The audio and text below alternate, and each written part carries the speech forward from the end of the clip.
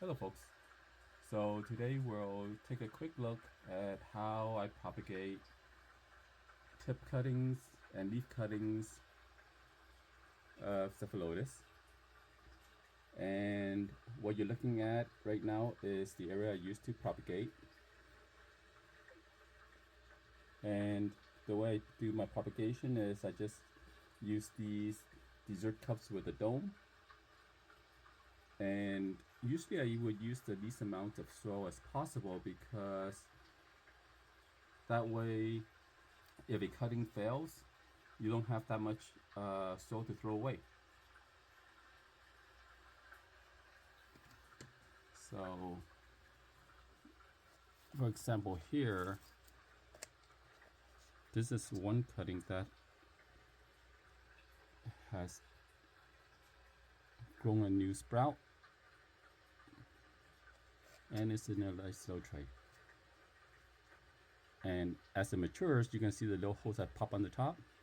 So as it grows, I will keep punching holes to acclimate it from 100% humidity down to my ambient humidity, which is 60%. And yes, those are dandelions in the back. Did you know dandelions were carnivorous? Ha! Just kidding, folks. They're not carnivorous.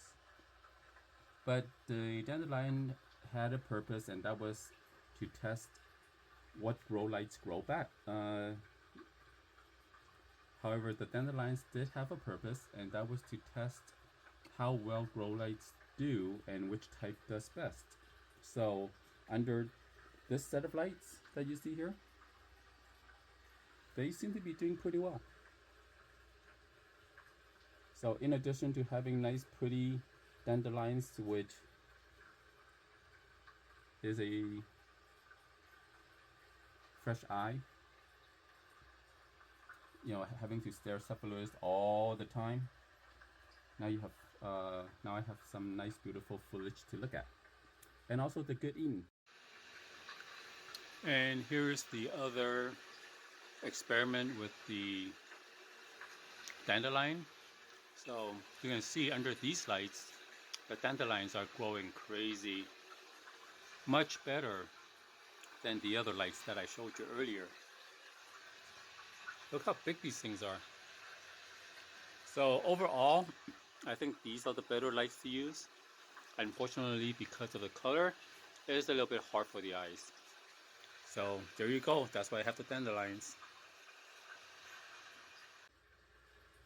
But anyways, back to the cephalotus.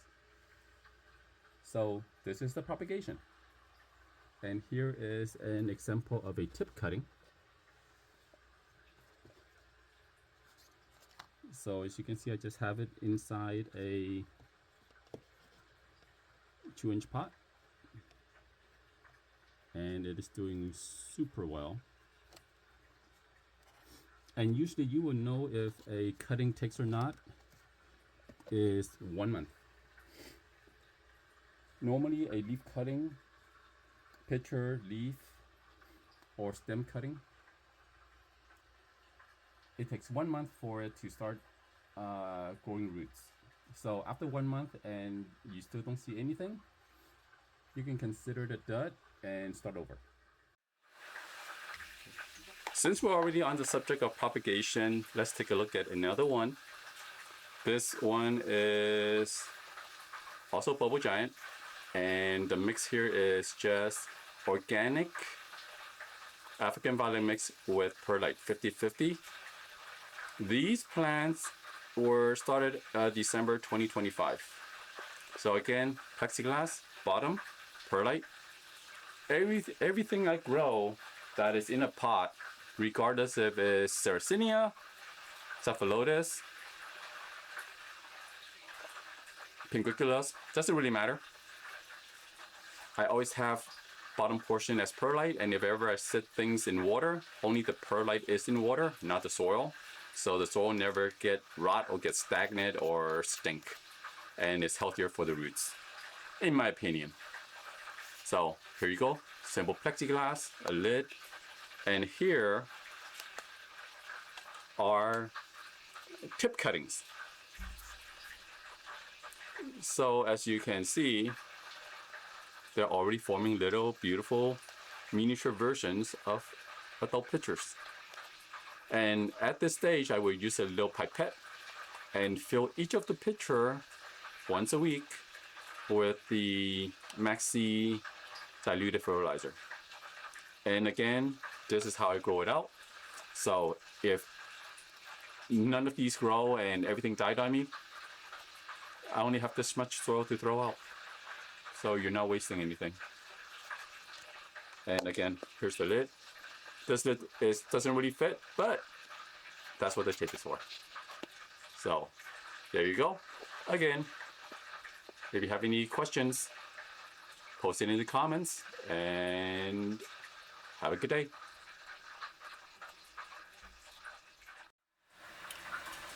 Okay, so let's take a look at what happens when you grow Cephalodus using different material from the plant.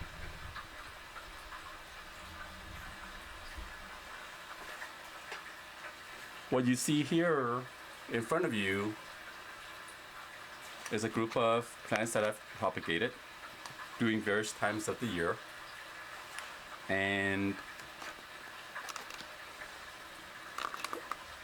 what you see down here, these guys, these were all propagated with leaf cuttings, mainly pitcher cuttings, because I rarely ever use leaf cuttings. I don't know why, I just don't. And this one started January 15th, 2025, and this is a Hummer. Notice how big it is after 1 year. This one over here, I started this one March 22nd, 2025. This is a bubble giant, and 1 year. And yes, this is another way I do it.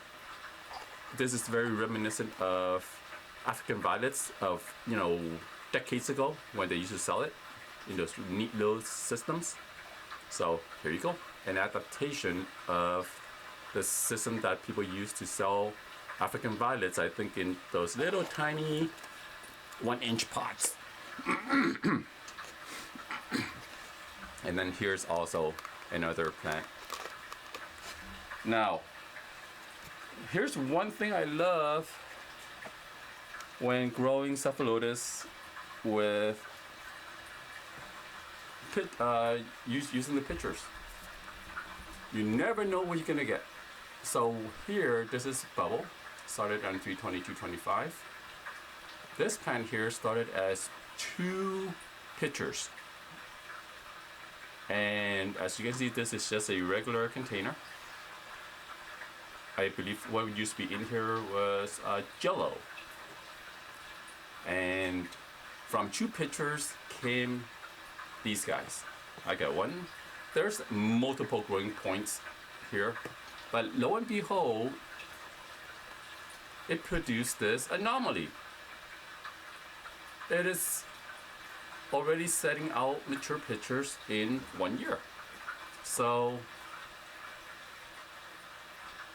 under my situation, this is something new. So what is the mix I use? This is just a Cephalodus potting mix that I blend, which is 1/3 organic African violet mix, 1/3 perlite, and 1/3 peat moss. And in the bottom of this container is almost half full of perlite, and then the potting mix on the top.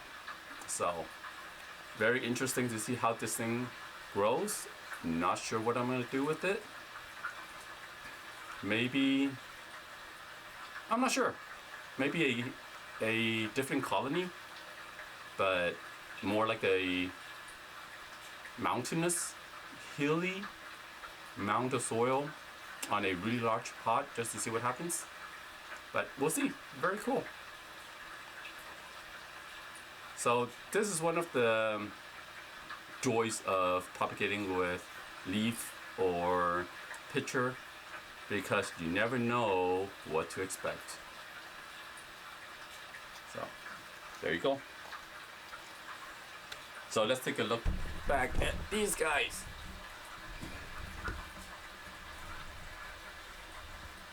Now all of these are, oh, let me move it closer. Oh, I have another one over here. Okay, I talked about that already. So all of these guys were tip cuttings. What are tip cuttings?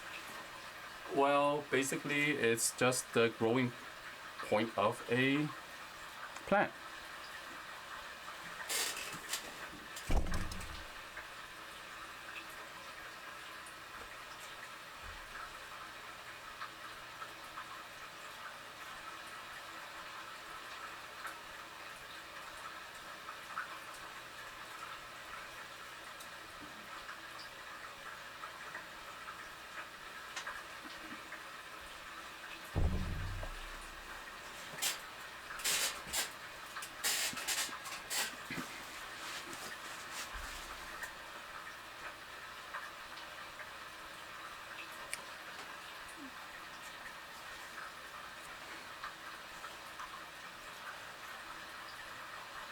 So in case you guys don't know what a tip cutting is, I've stitched together a few reels of the Southern Cephalotus Death Syndrome video, so you can see what the growing tip cuttings look like.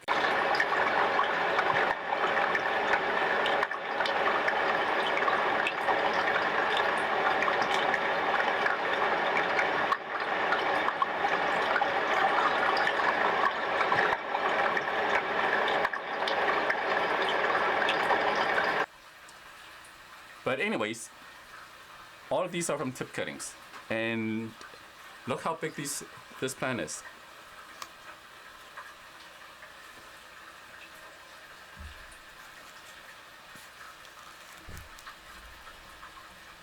Give it a good focus. So yeah, this is a bubble giant, and this was propagated September of 2025. So compare this plant to this plant. What results would you like? So that's why when you're able to get your hands on these plants, find out if it's, actually you don't even need to find out, just look at the plant.